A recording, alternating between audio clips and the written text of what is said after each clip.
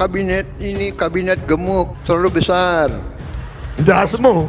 Tolong dong Presiden, contohin yang baik-baik ke rakyatnya, apalagi aku anak-anak. Jabatan ini diadakan karena ada dia gitu. Atau karena dia memang dulunya basicnya pesulap, terus dia jadi menyulap jabatan-jabatan gitu. Ada orang-orang pinter. Kabinet ini kabinet gemuk, terlalu besar. Dasmu. Ya gimana, aku mau ngomong tapi takut dikatain dasmu.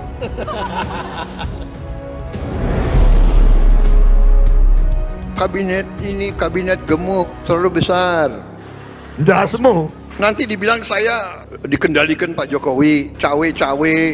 Dasmu. Sebetulnya aku tuh gak tahu kata dasmu. Oh, kata ayah, kata abah aku, dasmu itu palelu.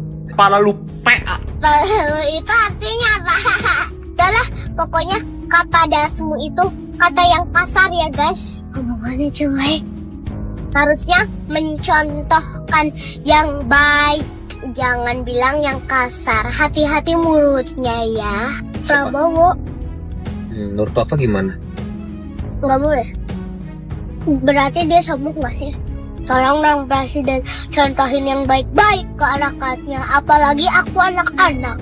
Minta maaflah jika kamu punya salah, tapi yang terpenting perkataanmu dilihat semua orang. Para pemimpin lupa bagaimana berbudaya. Ucapan sudah tidak lagi punya makna. Tiba-tiba prajurit dengan telanjang dada memaki anak kecil lalu dilantik menjadi staf dalam lingkaran istana. Ini apa-apaan? Pertanyaannya penting banget, dia ada di dalam struktur kabinet menjadi bagian dari pejabat publik. Buat saya sih enggak. Buat saya enggak. Dan ini bukan perkara soal apakah dia akan nerima gaji apa enggak. Karena kan dia bilang, oh saya nggak akan ambil gaji saya. Lah itu malah lebih aneh lagi. Dong, gajinya tetap dikeluarin terus dianya nggak nerima, terus kemana gajinya? Terus yang kedua, apakah terus kemudian tuh jadi lebih baik kalau dia kemudian nggak nerima gajinya? Kan enggak. Persoalannya beneran dia itu dibutuhkan nggak untuk ada, atau dia diada-adakan karena ada dia gitu. Jabatan ini diada-adakan karena ada dia gitu. Atau karena dia memang dulunya basicnya pesulap, terus dia jadi menyulap jabatan-jabatan gitu. Ada orang-orang pinter. Kabinet ini kabinet gemuk, terlalu besar. Dasmu. Ya gimana, aku mau ngomong tapi takut dikatain dasmu. Terus kalau kemudian itu tidak boleh dibilang terlalu gemuk gitu, tidak boleh dibilang menggemuk. Lalu apa kata sifat yang tepat? Menggelembung, kan sama aja. Megah, ya sama aja. Aku mau bilang kabinetnya 2 kali lipat, memang faktanya kan 2 kali lipat dari jumlah kabinet yang lain, ya kan? Yang kedua, orang-orang yang ditunjuk memang benar-benar orang yang capable di situ atau enggak? Atau dia ada di situ karena dia dulu joget-joget di atas panggung, atau karena dia bergelar sultan gitu. Nah yang ketiga, kemudian ini ada tambahan-tambahan yang banyak banget gitu. Ini ada jabatan-jabatan yang sebenarnya iki opo sih jane karepe gitu. Jabatan-jabatan yang kemudian ini orang-orang ini sebenarnya emang diperlukan ada di jabatan yang muncul kemudian ajaib-ajaib, dan kemudian apakah orang yang kemudian dimunculkan itu memang ini ada jabatannya, lalu kemudian oh ya kita cari orang yang tepat, atau ini ada orangnya dicarikan jabatannya. Kalau misalnya ini ada orangnya terus dicariin jabatannya, ya nggak salah pilih orang, jabatannya yang salah bukan orangnya.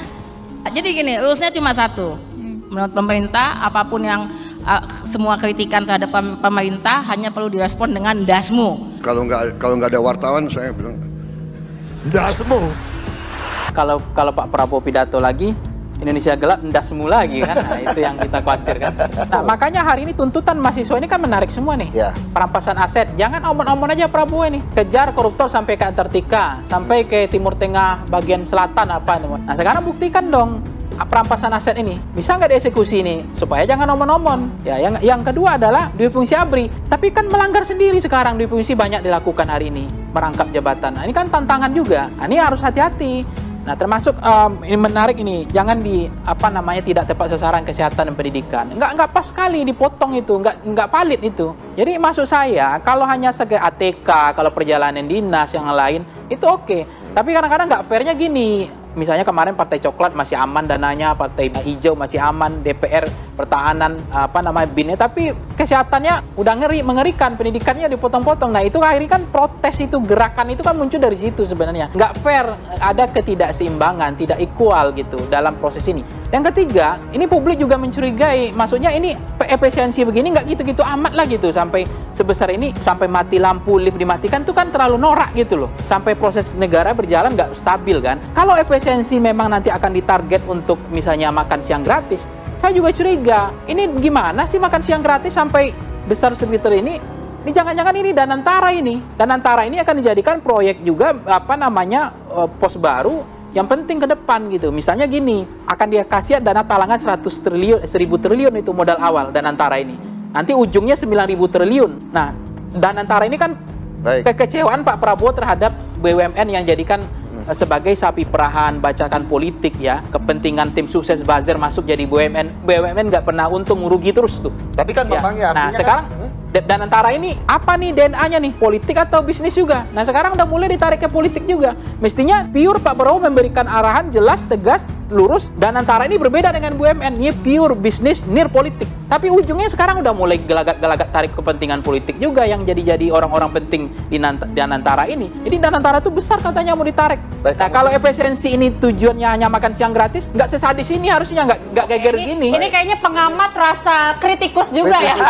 Hidup Jokowi ini yang problem. Jadi itulah makanya hidup Jokowi itu problem. Kenapa? Hari ini penderitaan yang tidak ada masa depan itu karena 10 tahun yang ugalan itu. Anggaran tidak efisiensi itu. Nah sekarang yang dibebankan nggak fair dong, pendidikan kesehatan dipotong. Ya nggak valid gitu loh. BPJS nggak ada lagi yang ditanggung negara, ini kan brengsek namanya. Masa semua list penyakit BPJS nggak ada, tinggal obatnya katanya sakarat aja ditanggung BPJS, itu kok kurang ajar namanya. Nggak fair ini. Nih satu lagi nih, tadi ada tuntutan kan, rombak kabinet, rombak segera. Kalau begini terus ini beban Prabowo itu jadi penyakit itu di dalam. Ya, kenapa? Karena kan ada tuntutan rombak kabinet kan, rombak kabinet. Tapi saat bilang endasmu ke rakyat yang berpikir kritis dan mengomentari kabinet Bapak yang memang gemuk, saya sebagai orang sok pinter ini bilang Bapak mengalami logical fallacy atau sesat pikir. Dan sebagai sesama manusia biasa, saya cuma ingin bilang bahwa posisi Bapak memang gak akan lepas dari komentar, ocehan, dan celetuk masyarakat. Sebagai presiden atau pemimpin, bukankah memang harus berlapang dada dan mendengar itu semua, Pak? Ini disebut logical fallacy abusive ad hominem. Secara logikanya, memang saya bilang kabinet yang gemuk itu poros dalam anggaran karena nggak siap mendengar komentar orang sok cerdas ini.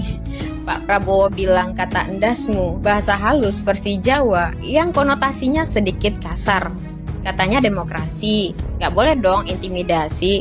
Menunjukkan sayalah yang paling benar. Rakyat tahu apa? Jangan kayak orang tua otoriter dong Pak, menganggap orang tua tahu segalanya dan anak dipaksa menurut. Sementara anaklah yang merasakan kebijakan itu.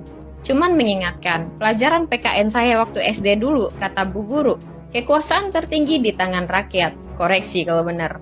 Benar nggak sih? Kok gue meragukan itu semua sekarang? Biasanya orang yang nggak bisa melawan argumen lawan yang nggak terbantahkan dan terlalu fakta akan mengeluarkan kata makian. Aduh, jangan sakiti hati masyarakat kecil, Pak. Masyarakat jelita kayak kami yang terlalu baperan berharap kepada Anda. Hati kami itu terlalu rapuh, Pak, dan gak siap untuk dikecewakan lagi, dan lagi-lagi. Memang lah ya, kami sebagai rakyat emang suka ngeyel, suka ngebantah. Karena Bapak ujung tombaknya, dan kami kena dampaknya. Sekecil apapun itu kebijakan yang Bapak buat. Kalau di TNI, iya memang semua harus nurut apapun kata komandannya. Siap gitu ya kan? Kan kita bukan prajurit Bapak. Semoga kepada Bapak Presiden video ini sampai ke Anda ya Pak. Bapak baik aja tetap banyak yang gak suka, apalagi Bapak berlaku gak baik. Tugas kita cuman berusaha jauh lebih baik lagi dan mengejar kesempurnaan, meskipun gak akan terkejar-kejar. Tebalkan telinga, lapangkan hati karena rakyat gak akan sanggup diam. Terus-menerus dikerasi, atas semua kesalahan yang terjadi yang dilakukan oleh pemimpinnya. So, apa pendapat netizen? Tulis di drop komen dan share video ini. Wah, bentar lagi dapat jabatan staf sus nih. Tapi saya nggak bisa bilang orang lain PA.